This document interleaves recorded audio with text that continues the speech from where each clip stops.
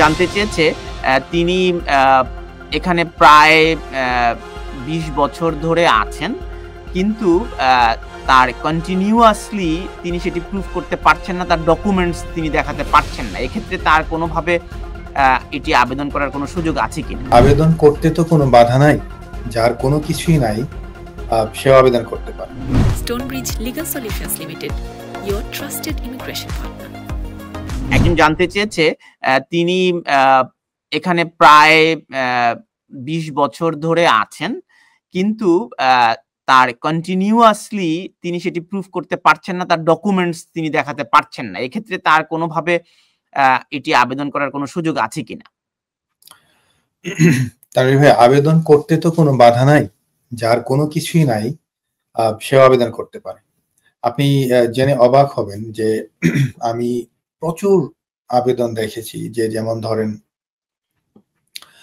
কেউ হয়তো 2007-এ এসেছে, হ্যাঁ, 2009-এ তার জন্য আবেদন করা হয়েছে যে অ্যাজ ইফ সে এই দেশে 14 বছর ধরে থাকছে। এখানকার অনেক নামি দামি সলিসিটার্স রয়েছে, অনেক নামি দামি ফার্ম রয়েছে যারা এরকম হাজার হাজার অ্যাপ্লিকেশন করেছে।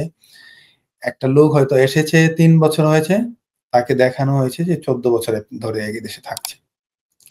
সো এটা তো বেসিক্যালি হোম অফিস তো ইজিলি এটাকে ট্র্যাক করতে পারে। আগে যখন 14 ইয়ার্সের, এখন যে 20 ইয়ার্সের অবৈধভাবে থাকা, আই মিন ওভারস্টে থাকার পর যে অ্যাপ্লিকেশনটা করতে পারে, সেটা আগে ছিল 14 ইয়ার্স। এর আগে আরো কম ছিল। যখন 14 ইয়ার্স ছিল, তখন কিন্তু তারা বিভিন্নভাবে বিভিন্ন লেটার, বিভিন্ন মানুষের এটা সেটা দিয়ে প্রুফ করার চেষ্টা করেছে। বাট হোম অফিস যে জিনিসটা দেখতে চায় সেটা হচ্ছে সলিড এবং কন্টিনিউয়াসলি আপনারা এই দেশে আছেন। সো প্রতি বছরের কিছু না কিছু ডকুমেন্টস যদি আপনি না দেন, যেটা আমি অলরেডি আগে আলোচনা করেছি প্রিয় দর্শক, সেটা হচ্ছে যে আপনি সামহাউ কিছু না কিছু এভিডেন্স দিয়ে আপনাকে প্রুফ করতে হবে। এটা হতে পারে আপনার এখানে আপনি যে বাসায় আছেন, যার সাথে থাকছেন, যে জিপিতে আপনি রেগুলার যাচ্ছেন, যেখানে ডাক্তার দেখাচ্ছেন, যেখানে আপনি নিয়মিত নামাজ পড়ছেন, মন্দিরে মসজিদে যাচ্ছেন। তো বিভিন্নভাবে আপনার ফ্রেন্ড সার্কেল বা বিভিন্ন প্রোগ্রামে আপনি অ্যাটেন্ড করছেন, বিভিন্ন অনুষ্ঠানে যাচ্ছেন, বিয়ের অনুষ্ঠানে যাচ্ছেন, বৌভাতের অনুষ্ঠানে যাচ্ছেন, জন্মদিনের অনুষ্ঠানে যাচ্ছেন। এই যে বিষয়গুলো, এইগুলোকে যে আপনাকে সবগুলোকে একসাথে করে আপনাকে ছবি সহ বা সামহাউ কোনো এভিডেন্স, বা আপনি যেখানে কাজ করেছেন এটা ইলিগালি হোক, আই মিন উইদাউট ডকুমেন্টস হোক, সেখান থেকে যদি আপনারা ডকুমেন্টস প্রোভাইড করতে পারেন সামহাউ, তাহলে কিন্তু প্রুফ আপনি, সোজা কথা হচ্ছে আপনাকে কিছু না কিছু ডকুমেন্ট দিয়ে প্রুফ করতে হবে, আদারওয়াইজ এই আবেদনটা গৃহীত না হওয়ার সম্ভাবনাই বেশি by the Home Office. Undocumented অবস্থায় আসলে তার কি কোনো রাইট থাকে? তিনি যদি কাজই করতে না পারেন, তিনি যদি ব্যাংকে যেতে না পারেন, ব্যাংক অ্যাকাউন্ট খুলতে না পারেন, ব্যবসা প্রতিষ্ঠান পরিচালনা করতে না পারেন, এখানে তো আনডকুমেন্টেড নাগরিকদের কাজ দেওয়ারও বাধ্যবাধকতা রয়েছে। কোনো এমপ্লয়ার যদি আনডকুমেন্টেড কাউকে কাজ দেয়, তাকে তো 10,000 পাউন্ড সম্ভবত, আমি যদি ভুল না করি, জরিমানা হয়। এখন অনেক বেশি তানভীর ভাই, এটা কয়েক গুণ বেশি করে ফেলেছে। আপনি গুগলে সার্চ দিলে এখনই পাবেন। তো এটা অনেক গুণ বেশি, আগে 10,000 পাউন্ড ছিল এক সময়। আচ্ছা, তো তাহলে ওনারা কিভাবে আসলে ইয়ে করবেন, সার্ভাইভ করবেন কিভাবে এই দেশে এতদিন?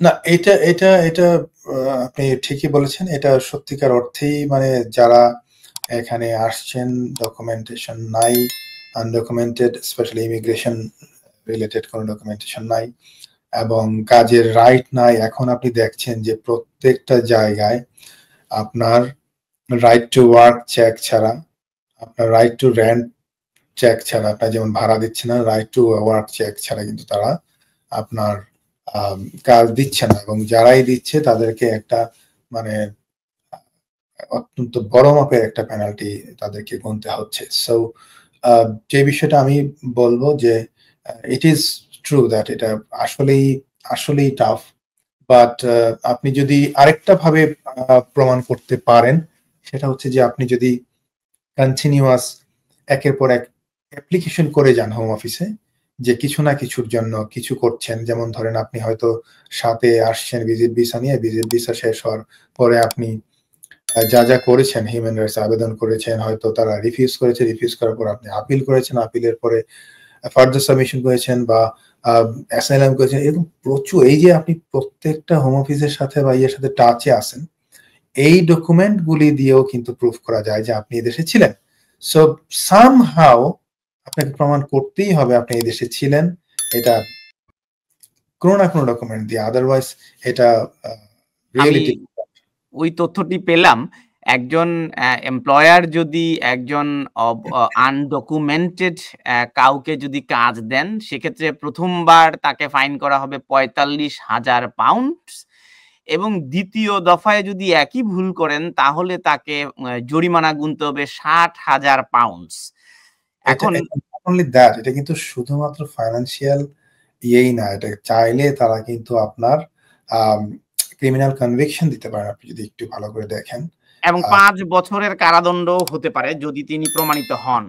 হ্যাঁ, যদি ইন্টেনশনাল, এটা যদি এমন হয় যে উনি ওনার ট্রেন্ডটাই হচ্ছে উনি আসলে ইলিগালদেরকে বা যারা অবৈধ বা আনডকুমেন্টেড মানুষদের উনি যদি অ্যাকোমোডেট করেন কাজে, এটা যদি ইন্টেনশনটা প্রুভ হয়ে যায় তাহলে কিন্তু ওনার ক্রিমিনাল কনভিকশন হয়ে যেতে পারে।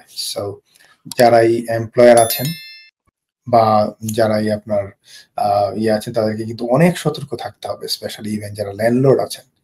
কাউকে আপনি কোনো আনডকুমেন্টেড মানুষকে যদি আপনি বাসায় থাকতেও দেন without checking right to rent, এটার কারণে কিন্তু আপনার ফাইন হতে পারে, এবং এট দ্য সেম টাইম এটা যদি কন্টিনিউয়াসলি হয়, এটার জন্য আপনার ক্রিমিনাল কনভিকশন পর্যন্ত হতে পারে। Stonebridge Legal Solutions Limited, your trusted immigration partner.